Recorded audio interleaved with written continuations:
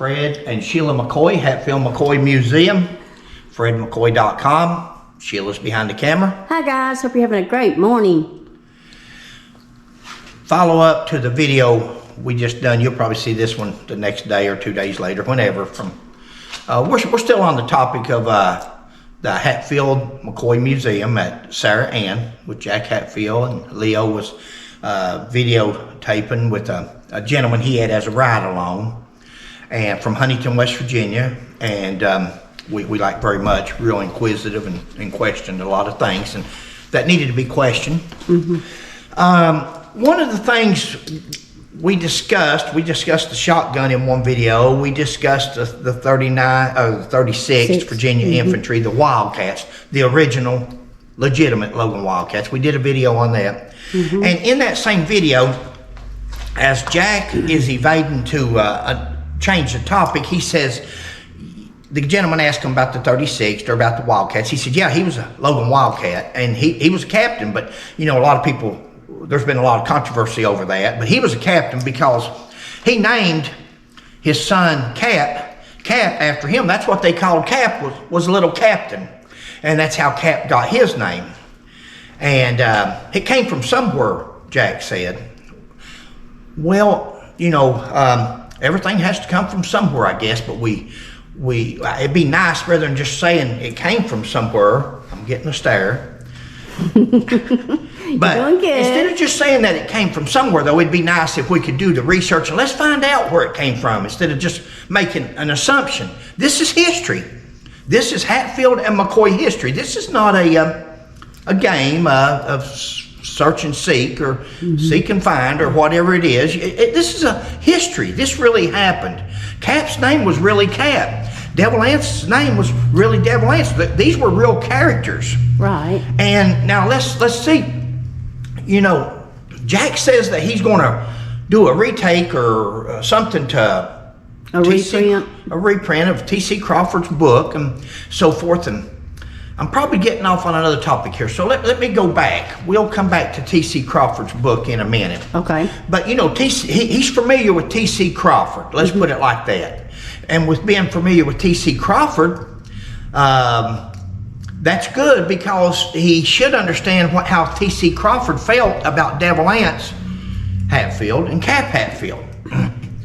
And we're going to do a video on that one following this one. So I don't want to lead off, but I do want to show something that T.C. Crawford said after a while. We done a series on T.C. Crawford.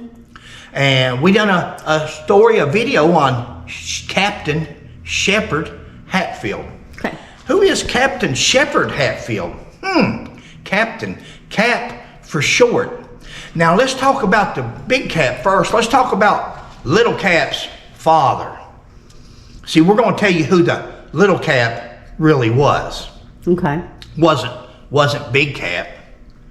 Big Cap got his eye messed up either in an explosion with a blasting cap where he was blowing a dynamite and blowing a tree trunk out of the ground when Devil Ance was timbering. Cap went off, messed his eye up, or a percussion cap from shooting the old black powder rifles. And of course you've got your gun here and the percussion cap went off. Either way, it messed Cap's eye up. Jim Vance was one of the ones responsible for nicknaming Cap at a young age, Cap. He had a cap over his eye. He had a white, bluish cap over his eye. It was abnormal. And he called him Cap as a joke, took up just like Devil Ance, been mischievous as a kid. He got the name and it stuck with him all of his life. Cap's name stuck with him. Over the years, people that just start studying the history. Some people's had jobs all their lives, lived away, and had other things to do. And then all of a sudden they decide, I'm going to get into the feud history. And as they get into it, they see something that says Cap, and they said, oh. And they see something that says Little Cap, and they say, oh, that was Cap. Cap used to be called Little Cap, and then he grew up, and they dropped the little off of it. That's not true. See? That's not true. That's an assuming. This person probably was assuming that Big Cap used to be Little Cap. Cap's always been Cap. And it's not C-A-P-T, it's Cap. He had a cap over his eye. Now, you can look and find a grave, you can look in Wikitree, you can look in all these places that I tell people you can't trust, but you can look there and you'll see Captain, C-A-P-T, like he's a captain for Cap, not for Devil Ants even. Now they've made, over the last 10 years, it's only come out in the last 10 years, go back, way back and look, see if you can find a newspaper article or anything where it says Cap Hatfield was ever a captain. You'll not find it. He wasn't named Captain then. It was Cap. But nowadays on Wikitree and all these places, you can see Captain, C-A-P-T, Capt.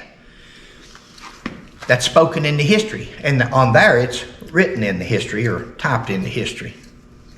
Cap was known as Cap for his bad eye. Let me explain something to you in Jack's video there. Jack says T.C. Crawford wrote his book in 1886 or something like that. T.C. Crawford wrote his book in 1888. T.C. Crawford came to Logan County after the cabin burning, so it would have been after 88 or during 88. We made a couple of boards a while back, and we made a video of this.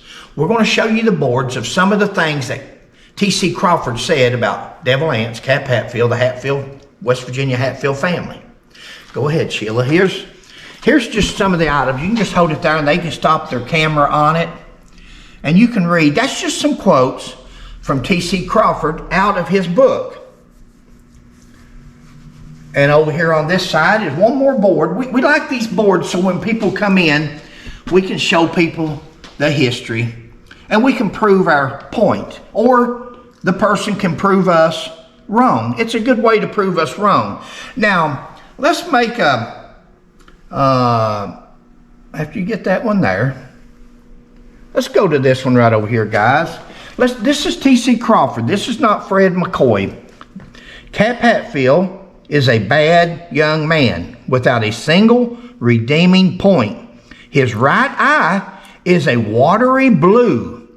His other eye has been disfigured by the explosion of a percussion cap, thus aka Cap. It gives him the appearance of being wild-eyed. And you see T.C. Crawford, 1888. That's where Cap Hatfield got his name at. A percussion cap. I didn't talk to Cap Hatfield.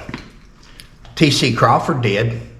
Do you think T.C. Crawford wrote in his book that he had a percussion cap go off or his eye got messed? You think he's standing there talking to the guy and he don't say Cap or Anderson or Junior or whatever what happened to your eye?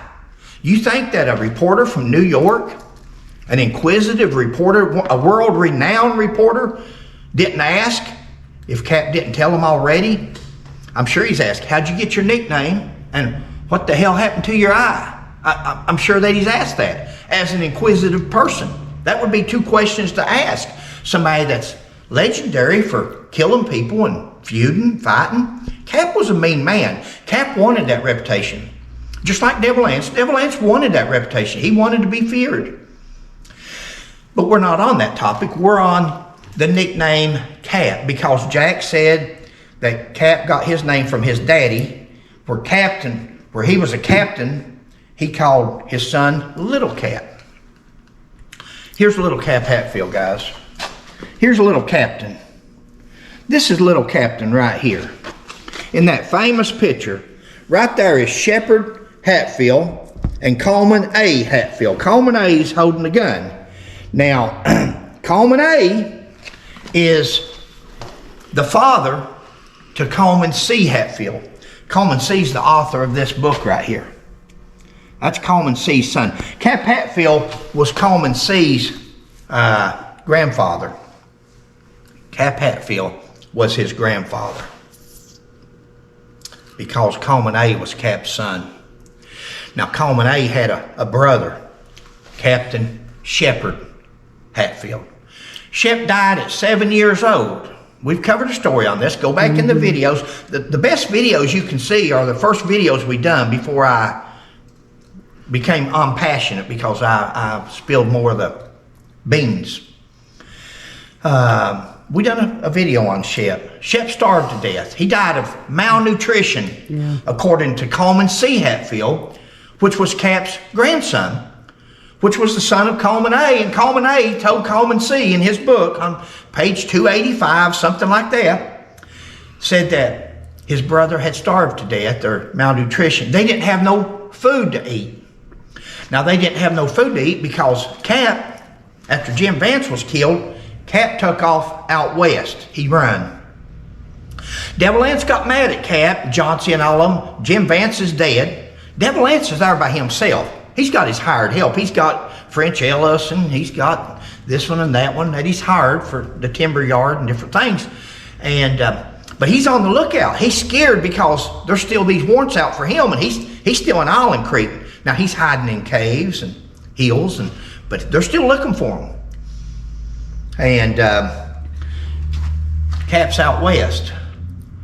Family didn't have food to eat. Now, they lived right up the road from Devil Anse. Now, Devil Anse, they say, was a prosperous man at that time. He was selling good timber.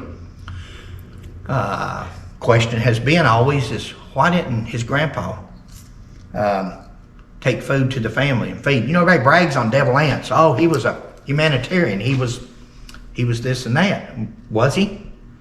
Was he? You know, T.C. Crawford, she'll always say, if you can't say nothing good about somebody, don't say nothing at all. And we've covered this, but T.C. Crawford went and talked to his neighbors. Neighbors wouldn't talk to him. They wouldn't say nothing. What do you think about Devil Anse Hatfield? Well, if they was wanting to brag, if he was such a good fellow, don't you think they would have said, oh, he's got the most heavenly heart. But they didn't say that. You know Devil Anse wouldn't have minded if they bragged on him, but they didn't brag on him. They didn't say nothing at all, which means, to me, you can determine for yourself, but I think that's because they didn't want to say nothing bad. They feared them. Now, they did fear the Devil Anse and Cap Hatfield family. They didn't only feud with the McCoys. They feuded with a lot of people, and they killed a lot of people. Jerome, Dr.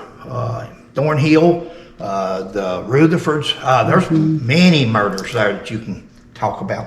But let's go back to Cap's nickname, because I'm going to cut this video off. This boy right here was little Cap. He starved to death, didn't have food to eat. Cap come back home, his son was dead. Cap, when he died, that's why he was never buried up on the family cemetery with Devil Anse. He didn't want to be buried with his father. He always felt hard at his father because his son starved to death. Now, I'm going to show you something here, and Sheila's going to put a better picture of it at the back of this video. Mm-hmm. And you know, the funny thing is, I don't want to be obnoxious, but if people would, when you visit these cemeteries, look around for your history, study your history.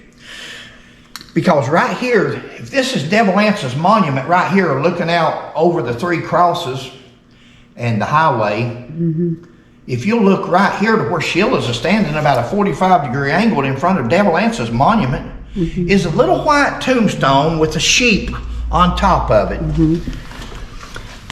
Here. Go ahead, Sheila. You can see the tombstone here. Over here is Troy and Elias's graves in the back there, and then Devil Anse, of course, is next to that. Show this right here. They won't be able to read that real good there, but you're going to make it better. Oh, yeah. And it says Cap S. Hatfield. Cap S. Hatfield. Captain Sheppard Hatfield. That, my friends, is Little Cap. That was the little captain. That was the little captain from Devil Anse or Cap, whoever nicknamed him. It's not a nickname. It's on his tombstone. That's his name. That's his given name because it's on his tombstone. And you know, tombstones, death certificate, birth certificates, that's some of the best evidence. Court records that Sheila and I have, Civil War records, that's some of your best stuff that if you can authenticate it, make sure you go to the courthouse, make sure you go to the Civil War records, make sure you go get authentic stuff. You can't get it from the internet. You can't copy it because it's probably been photoshopped. But that's going to conclude this video. Cap Hatfield got his name from a percussion cup going off. He had a bad eye. That was Cap. Little Cap was Little Captain Shep Hatfield before he died. That was Little Cap. Somebody has saw him Coleman's book or somebody's book where they mentioned Little Cap, and the person has automatically assumed, look here, Cap used to be called Little Cap. Cap was never called Little Cap. Sheppard Hatfield was Captain Sheppard Hatfield. Thanks, guys. Sheila will close this one out.